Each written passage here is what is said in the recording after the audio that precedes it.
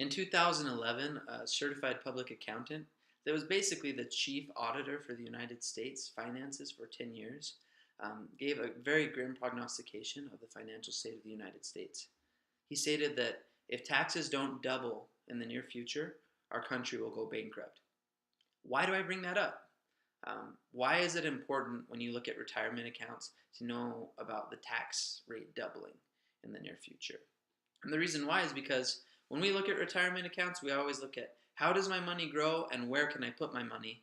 But hardly anybody thinks about what will the taxes be that I pay on this money later when I retire. My name is Travis Bell, and I've worked with Idaho Central Credit Union as a loan officer for over 2 years. I've also worked with World Financial Group as a life insurance producer for over half of a year. I've worked side by side with financial advisors that have decades of experience in the financial industry and know all about these kinds of accounts that people can take advantage of. In preparation for this specific presentation, I've reviewed The Power of Zero by David McKnight and Look Before You LERP, or Life Insurance Retirement Plan by David McKnight, who's an expert that studied different retirement plans and the state of the United States over the past century and looked at that data. Today I'm going to be covering three types of retirement accounts. The first is a traditional IRA, the second is a Roth IRA, and the third is a life insurance retirement plan. A traditional IRA and a Roth IRA have a few things in common, but the primary distinction between a traditional IRA, a Roth IRA, and a LERP is that a traditional IRA, as you can see on slide 1, is a tax-deferred account. That means that you don't pay taxes now, and then you pay taxes later when you retire. Now, traditionally, this kind of account, a traditional IRA, has been the most popular account.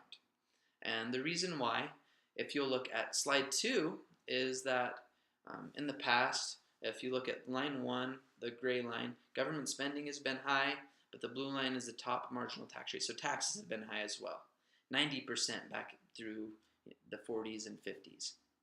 And that line has actually dropped over time as government spending has dropped. So our grandparents and parents even, they were paying taxes, they were deferring their taxes or paying their taxes later so that they would pay a lower tax rate when they retired. That was the hope. If you look at how that line is changing, so people have been using a traditional IRA, and most people will tell you, oh, use a traditional IRA because that way you can defer your taxes and you don't have to pay them now, which sounds like a great idea. But if tax rates are going to double, like in The Power of Zero, David McKnight finds that according to the Congressional Budget Office, if spending for Social Security, Medicare, and Medicaid go unchanged, the 25% tax bracket will go up to 63%.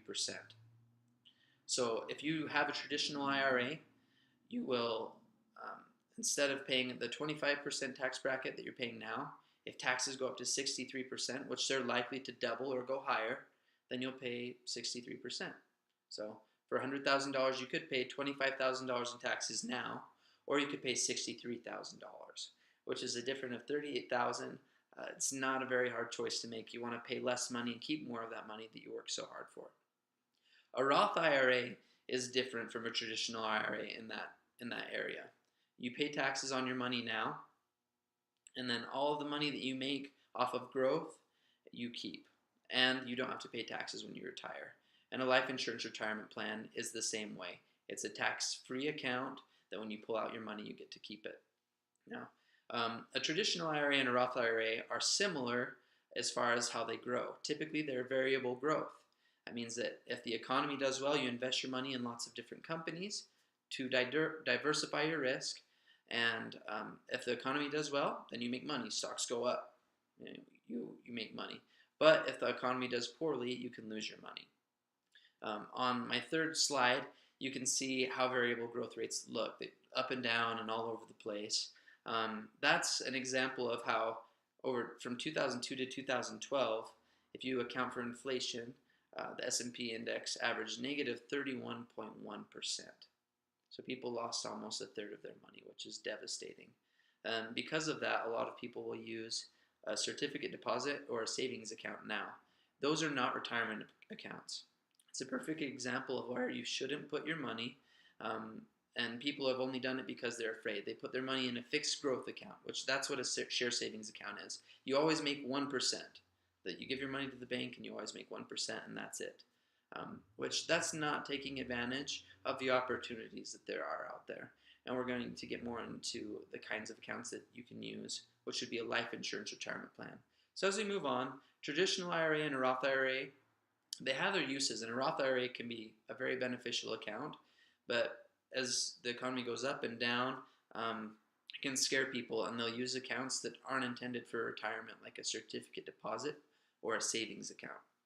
A life insurance retirement plan is a form of life insurance and a retirement plan.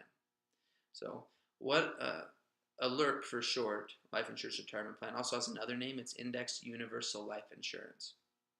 It's not whole life insurance, and whole life insurance is a form of a retirement plan that you give your money to a company like Pacific Life, and you only make money according to how that company does. So it's not diversified into multiple companies. You only make money off of how that company does. And you also get a life insurance benefit. So if you were to die before you turn 100, you've been paying a premium or a fee for life insurance as well, and your wife or your family will inherit that money if you die. Now, there's also term insurance, and a life insurance retirement plan is a combination of whole life and term insurance. Term insurance, for example, I'm 25, I pay a $25 a month fee or premium so that if I die before I'm 55, that my wife will inherit $500,000. Now, as soon as I turn 56, that benefit's gone. So that's why you're able to get such a cheap premium of maybe $25 a month if you start young, because how likely is it that you are to die before you turn 55? Not extremely likely. So a LIRP, or Indexed Universal Life, combines those two methods, and you pay a really low premium with a really low death benefit, maybe $300,000, and then instead of growing at a variable growth rate, like a traditional IRA or a Roth IRA, your money is invested into an index, like the S&P 500, which has been a standard for how accounts should grow over the past 50 years or more. So you're always going to match as well as the market's doing to a degree. Now, it's also index growth. And what this means is that if the market does 20%, you have a ceiling. You can only make 15%. But the wonderful benefit to index growth method is that you have a floor. So if the market loses 20%, you're 0%, so you don't lose any of your money. If you look at that chart that I showed you again on slide 3, it can be pretty scary that you could lose a lot of your money at once. So a life insurance retirement plan also is like a Roth IRA because you don't have to pay taxes on the money that you pull out. So not only do you eliminate risk with index growth, but you get life insurance for your family, and you don't pay taxes when you withdraw funds. So when taxes double from the 25% tax bracket to the 63% tax bracket, it doesn't matter because you already paid your taxes and you withdraw your $100,000 and you get to keep all of your money.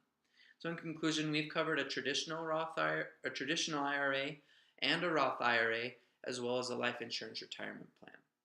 All of them have their uses, and so they grow differently, and the tax benefits are different. As taxes double, I'd recommend that you keep that in mind and keep these kinds of accounts in mind. And if you'd like to go over more of this in person with me in a one-on-one kind of setting where we can ask more questions, you can contact me at BELLTRA4@isu.edu. Thank you.